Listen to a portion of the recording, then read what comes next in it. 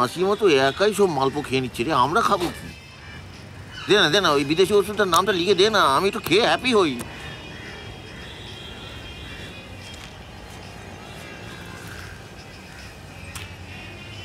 এই যে ভেতরে ওষুধ, দিনে 2 বার করে খেতে হবে, তার সাথে এক্সারসাইজ করতে হবে। আর ধরো একটা কিছু ক্রিয়েটিভ কাজ, ধরো তুমি লিখলে, চিঠি লিখলে কোনো বন্ধুকে, বা কবিতা টবিতা যা খুশি লিখলে। শোন, আমি লিখলে না রবি ঠাকুর স্বপ্নে এসে খিস্তি দিয়ে যাবে। ট্রাই করতে হবে। আর কি বলতো, আর কোনো একটা বন্ধুর সাথে ফোনে গল্প করলে, মানে আড্ডা, একদম নির্ভেজাল আড্ডা। একটা কথা বলতো, এটা কোনো ওষুধ না, না এটা বিজ্ঞাপন, ফোন কোম্পানি বিজ্ঞাপন। তুই ওদের কাছ থেকে কমিশন পাচ্ছিস।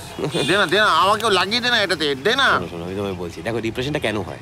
কেন? এটা হয় হচ্ছে কেমিক্যাল ইমব্যালেন্সের জন্য। আর ব্রেনে এটা এফেক্ট করে কিন্তু ব্রেনের সার্কিটে। আর কেমিক্যালসটা কি, সেটা হচ্ছে এই যে নিউরো ট্রান্সমিটার, তার মধ্যে একটা এফেক্ট। আমার বাবা মা আমার নাম পচা রেখেছিল কেন জানিস? কেন?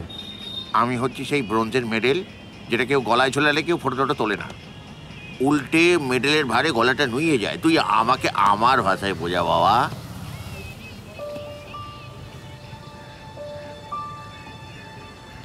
আচ্ছা ওই ছেলেটা দেখতে পাচ্ছ, ফুল দিচ্ছি মেয়েটাকে? হ্যাঁ। কি মনে হচ্ছে পড়বে?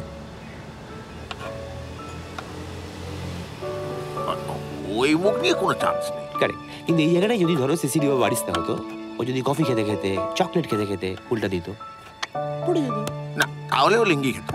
আরে ওই থোবড়া নিয়ে কোনো চান্স নেই বস, কি বলছিস? আমার এই ওষুধটাই জানো তো, সেই কেমিক্যালসগুলো আছে যেগুলো মানুষকে হ্যাপি করে।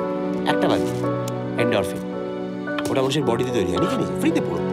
এইবারে কোনো লোক ধরো গান করছে, এক্সারসাইজ করছে, আড্ডা মারছে, অ্যাস্ট্রালার মতন আছে, ওষুধটা খাবে, এন্ডরফিনটা মিলেমিশে গিয়ে একটা হ্যাপি এফেক্ট। শোন, এক কাজ কর, তাহলে একটা বোতল তুই নবান্নে পাঠিয়ে দে রে পাগলা, বঙ্গশ্রী পেয়ে যাবি। মা বাবা তোকে নিয়ে একটু চাপে থাকে, বুঝিস তো। তোর কি মনে হয় আমার বিয়েটা হয়ে গেলে সব প্রবলেম সলভ হয়ে যাবে? অন্তত পার্টিগুলোতে তো টাইমে আসতে পারবি। কথা হাটে সুন্দর তো, কবে কিনলি? এটা কিনিনি, এটা অভি দিয়েছে। আচ্ছা শোন, রানা তোকে বিয়ে নিয়ে কিছু বলছে না? কি আর বলবে, আমি তো চাকরিটা ছাড়ছি না। তোর দ্বারা কিচ্ছু হবে না, অ্যাটলিস্ট রানাদার সাথে কথা বল। এরমভাবে একটা কমিটমেন্টলেস রিলেশনশিপ কতদিন চালাবি?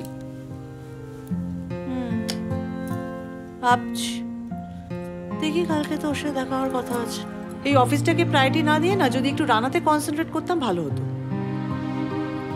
মাসে অন্তত দুটো ডিনার, 3টে লাঞ্চ, তাহলে আমি খুশি, আমার বাড়ির লোকজন খুশি, আমার লাইফটা সেট। তো জানা কে বারণ করেছে? অফিসের পর যা। হ্যাঁ, সারাদিনই অফিসের পর এখন আমি ডেটে যাই। আজকে যাচ্ছি। আস্তে আস্তে, অত উত্তেজিত হবে না। তুই আজ যাচ্ছিস? এই রানা তোকে প্রপোজ করবে? জানি না রে। শোন না, শোন, তোদের বিয়ে মেনুটা কিন্তু আমি ঠিক করবো। তুই এখন তাড়াতাড়ি অফিস কেটে সোজা বাড়ি চলে যা। আর শোন, একটু সাজুগুজু করে নিবি। তোর কি মনে হয় রে রানা আজকে বিয়ের জন্য প্রপোজ করবে? কিন্তু আমার মনে হয় আমাদের ফিউচারটা নিয়ে এবার একটা কংক্রিট ডিসিশন নেওয়া উচিত। একদম ঠিক, আমাদের ফিউচার নিয়ে এবার একটা ডিসিশন নিতেই হবে। ক বছর হলো বলো? 3.5 বছর।